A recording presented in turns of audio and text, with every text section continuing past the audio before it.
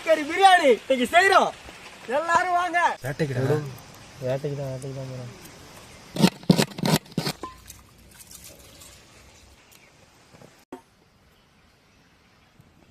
பிரியாணி செய்ய சட்டி வச்சுக்கிறோம். சட்டி நல்லா காஞ்சிருச்சு. இப்ப எண்ணெய் ஊத்திக்கும்.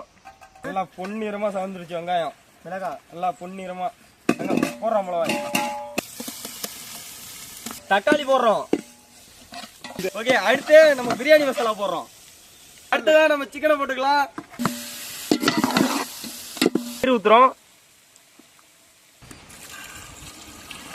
ஊற வச்ச பாஸ்மதி அரிசி இப்ப போடுறோம். தண்ணி நல்லா வத்திருச்சு. இப்ப நம்ம தம் போட்டுக்கலாம். நம்ம தம் போட்டு இப்ப 20 நிமிஷம் ஆயிடுச்சு.